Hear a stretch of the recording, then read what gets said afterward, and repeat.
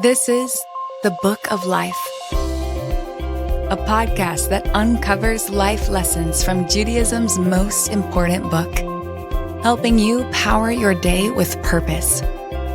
Here is Ruchi Koval. When I was 7 years old, my family moved from Queens, New York to Cleveland, Ohio. I was a true curiosity in my second grade classroom with my New York accent. The girls in my class would ask me over and over again to count to 10 so they could listen as I said 5 and 9 with my New Yorkie twang. I quickly learned how to say orange and forest in the Midwestern style so that I would fit in. I think all of us have at some point been a stranger in a strange land. We all know, some of us more painfully than others, how it feels to be other, how it feels to be different, how it feels to be an outsider. In the book and movie Wonder, the main character is a boy by the name of Augie Pullman who has a facial deformity. After homeschooling for several years, the story begins with him entering middle school. We all know how that's going to go down. While Augie is bullied and ostracized by some of the kids in middle school, one of the boys named Jack emerges as a true ally and friend. It is so painful to watch this young, vulnerable boy get bullied by his peers, but we know that it happens all the time, for adults and kids alike. Why do people oppress those who are different? Why is it human instinct to prey on the vulnerable? I think that there is a lot of ignorance about those who are different from us, and the drive for power leads us to fear those who are different. When we fear others, we are suspicious. Suspicion leads to hate. Hate leads to discrimination. That further distancing from the other only brings about more ignorance and fewer opportunities to truly know one another, and so the cycle continues. There is one theme in the Torah that repeats itself more than any other category.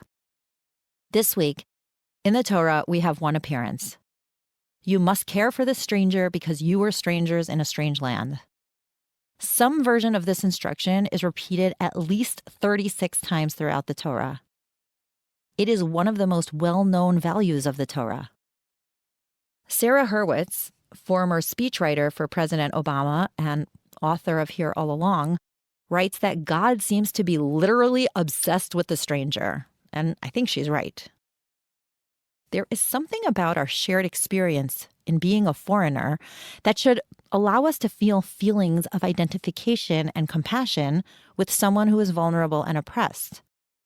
As a whole, Jews have historically tried to live this value. How do we overcome this human tendency to distance and prey on those who are different? Dr. Alan Morinas, in his book Everyday Holiness, talks about the value of compassion. He says that the way to find compassion is to discover in the other human being something shared, some shared experience, some shared personality, some shared value. He points out that the Hebrew word for compassion, rachmanut, is from the root word of rechem, which means womb.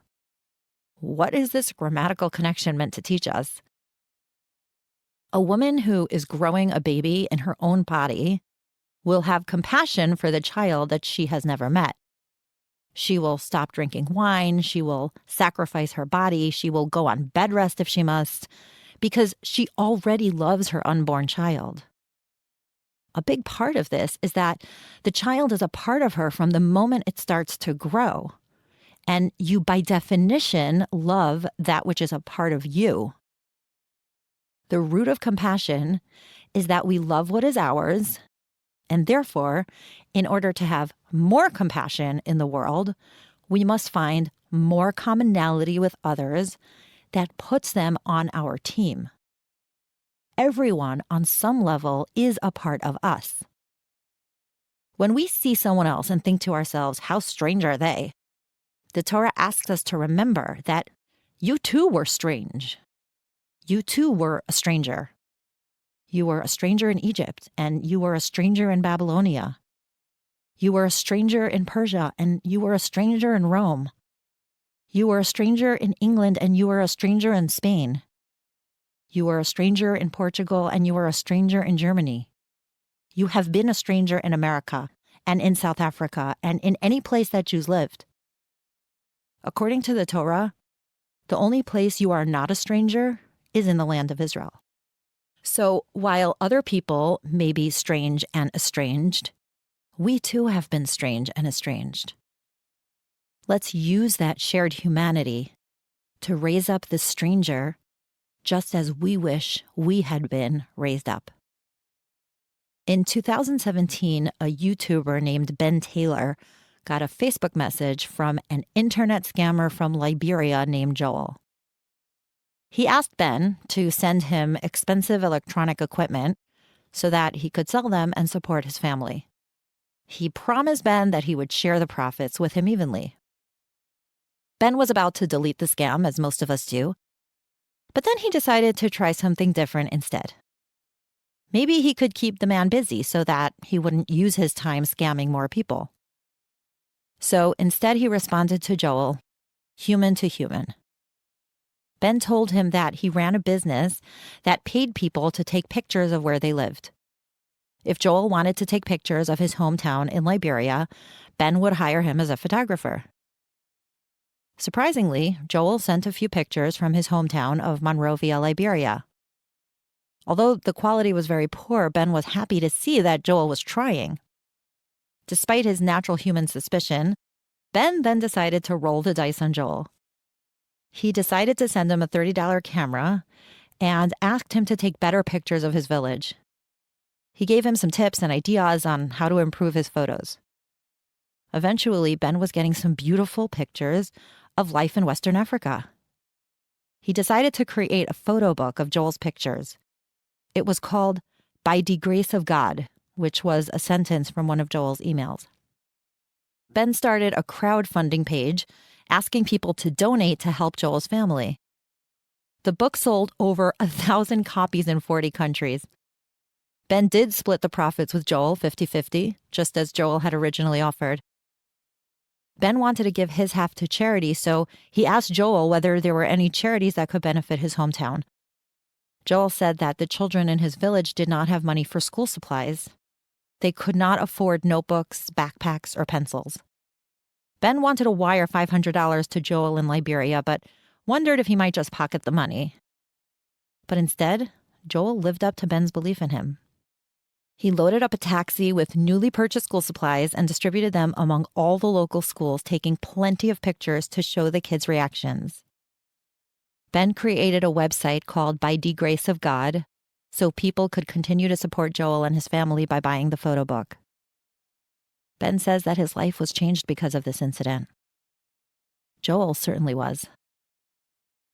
None of us read those emails from Liberian scammers and think to ourselves that there are real human beings on the other side of that. Sure, they seem strange to us. And their dubious attempts to make a living are also strange to us. But what if we could harness our shared strangeness and remember to lift up that stranger on the other side of the world, on the other side of the cocktail party, on the other side of the boardroom, or perhaps even on the other side of the kitchen table? This is the Book of Life. Don't forget to rate, review, and subscribe to Momentum Podcasts on Apple, Spotify, or wherever you get your podcast. Join Ruchi again next time for more meaning and inspiration from Judaism's most important book, to power your day with purpose.